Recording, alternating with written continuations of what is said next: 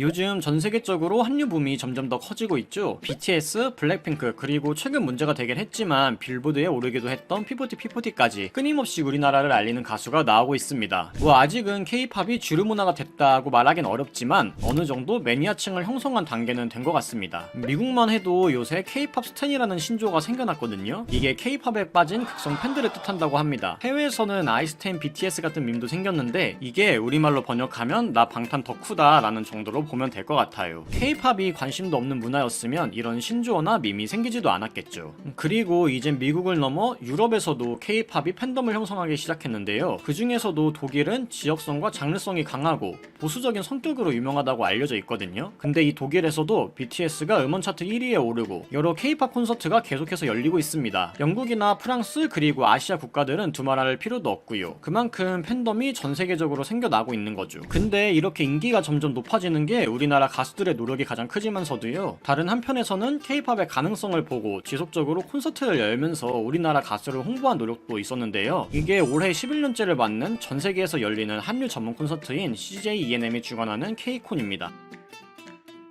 여기서 한 가지 의문이 생기죠. 아니 올해가 11번째라고? 그럼 대체 언제부터 시작한 거야 싶은데 이 콘서트는 2012년에 처음 시작되었다고 합니다. 이때가 싸이의 강남스타일이 전세계적으로 히트를 치면서 K-팝이 태동기에 들어섰던 시점이었거든요. 여기서 CJ는 가능성을 본 거죠. 그래서 2012년에 야심차게 캘리포니아에서 첫 K-팝 콘서트가 열리는데 포미닛, 엑소 등 국내에서 당시 유명한 아이돌들이 참여를 했습니다. 그런데 결과는 관객수 1만 명이라는 초라한 성적을 거둘 뿐이었죠. 이 상황에서 페스티벌 더 이상 개최 안 할 만도 하지만 CJ는 오히려 다른 결단을 내리는데요. 이 실패를 영양분 삼아 투자를 더 늘리는 결정을 합니다. 그리고 2013, 2014, 2015 꾸준히 개최한 결과 팬데믹 직전에 열렸던 2019년 LA K콘의 관객수는 무려 10만 명이 넘었다고 하죠. 이 기간 동안 미국뿐만이 아닌 일본, 태국, 두바이, 파리, 멕시코, 호주, 사우디 등등 여러 나라에서 K콘을 개최했고 큰 성공을 거두었습니다. 근데 이렇게 인원이 모이면요 가수뿐만 아니라 한국 기업을 전 세계에 알릴 수 있는 기회가 자연히 생기게 되거든요.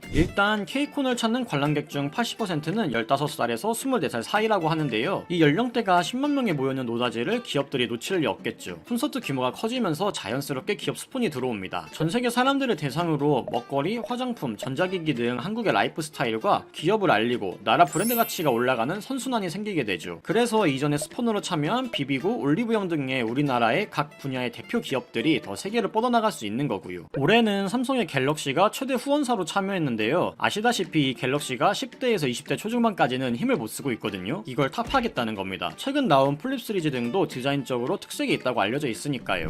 그리고 대기업뿐만 아니라 중소기업 또한 수혜를 받는데요. K콘 안에는 K 컬렉션이라는 컨텐츠가 있습니다. 이게 뭐냐 하면 우리나라 중소기업 제품을 소개하는 자리인데 올해 5월에 K콘 재팬에서도 이걸 열었거든요. 여기에서 50개의 중소기업이 109억 원 규모의 수출 계약을 성사시킵니다. 또 이와 별개로 K팝으로 한국에 흥미를 가지게 된 외국인들이 관광을 오게 되고 한국에서 소비를 하면서 지역 경제도 살아나게 되는 효과도 있겠죠. 이게 바로 국위 선양이 아닌가 싶은데 잘 만들어진 국가적 콘텐츠 하나가 대기업, 중소기업의 수출 판로뿐만 아니라 관광산업 등 미래 먹거리를 만들어주고 있다라고 할 수 있겠죠.